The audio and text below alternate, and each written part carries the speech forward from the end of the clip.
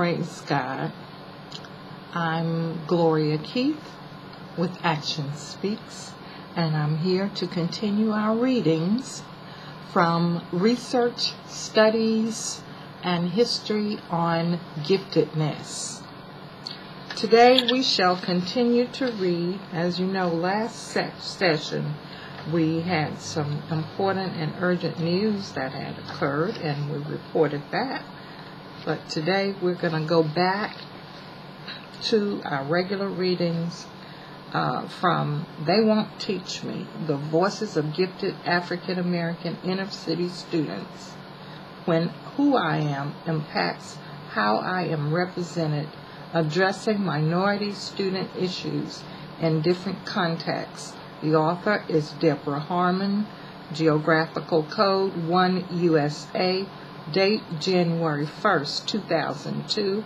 Words, of course, is 7903. Publication Roper Review, ISSN number 02783193. We will continue with cross-cultural interactions. So in this portion, you're going to hear a lot of quotes from our students and how they deal with the discrimination or the prejudices as they travel from school to school. Charles and Jamal shared how hurt they felt when their white classmates would reject their attempts to become friends. What was even more painful was the realization that some of their white friends would not acknowledge or socialize with them outside of the classroom. The students chose friends among the minority students who attended Rocky Creek. Some students preferred to remain among their African American friends because they could communicate with them. Unlike the white students, they believed that they did not have very much in common with the white students at Rocky Creek. They found communication with them tedious. Due to cultural differences,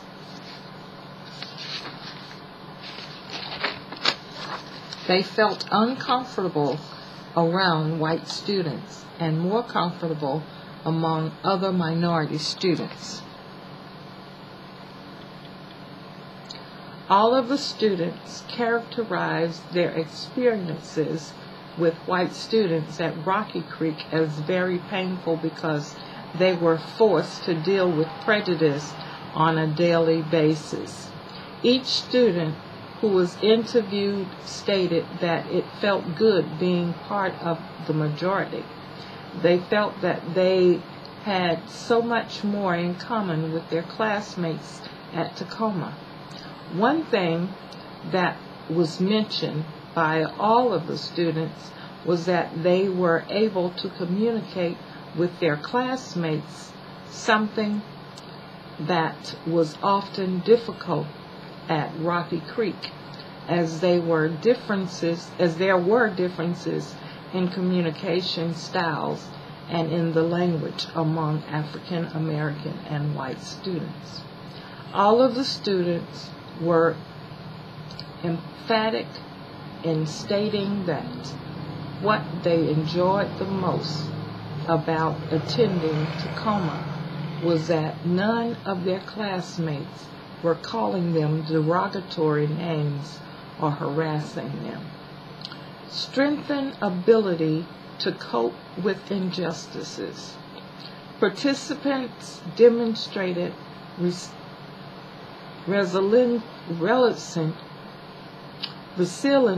resiliency in dealing with discriminatory and prejudicial behavior of their classmates and teachers. They told of how during recess African American students would seek each other out on the playground and talk about what to do about the way they were treated. According to Sade, a fourth grader, all the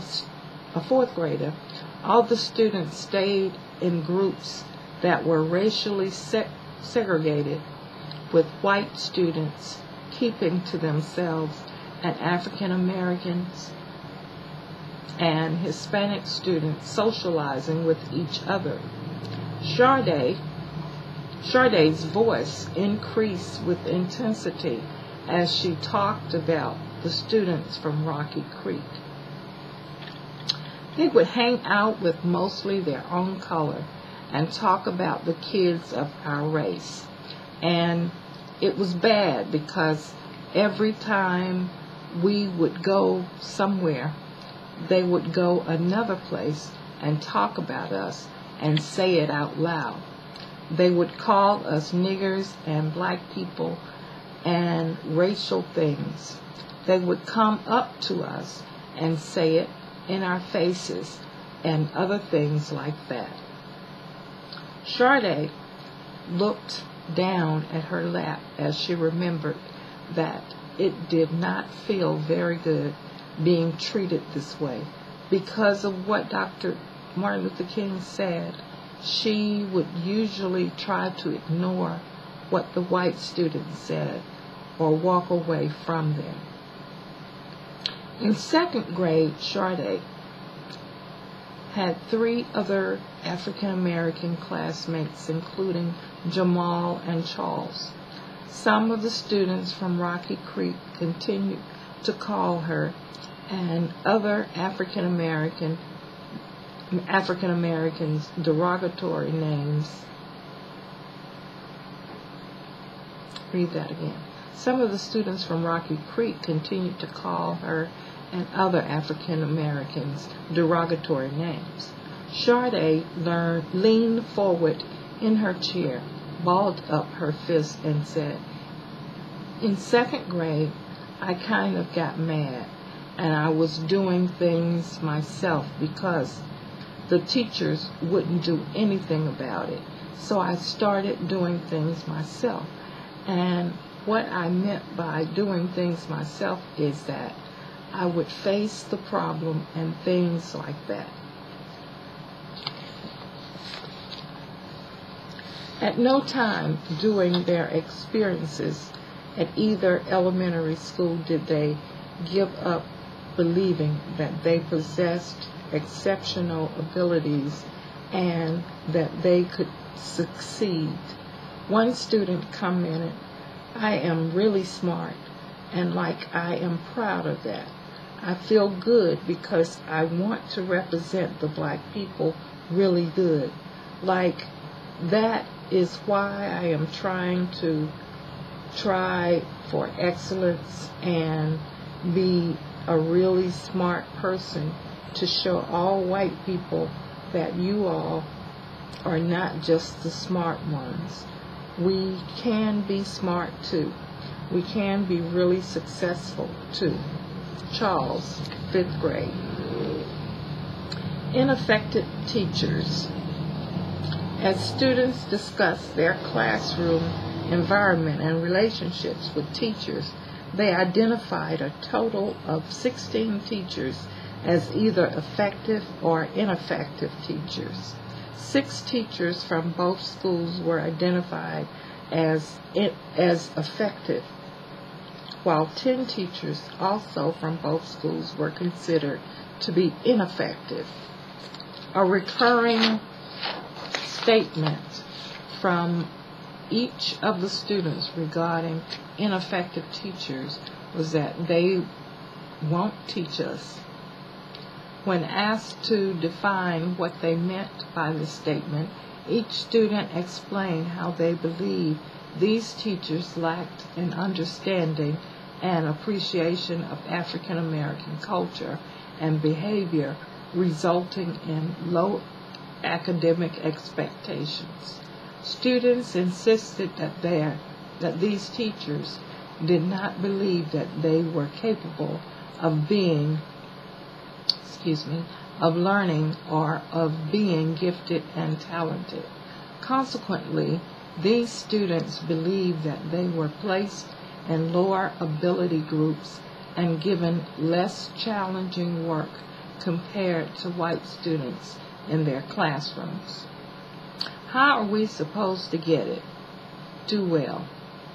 Since all the teachers, when we would do our work, eyes swelled with tears, they expected you to never get anything right or to be the best. It was like they purposely did not want us to succeed. They didn't give us help. They didn't give us any help. Jamal, 5th grader. They always put black kids in groups where they were not supposed to be. Sade, 5th grade. Students also claim that some of the teachers could have taught them but chose not to teach them.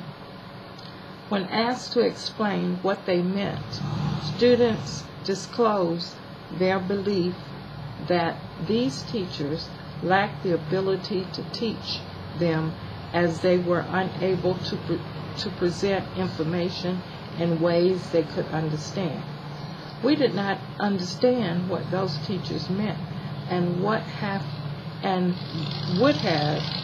to try to guess at the meaning. Sade, 5th grade.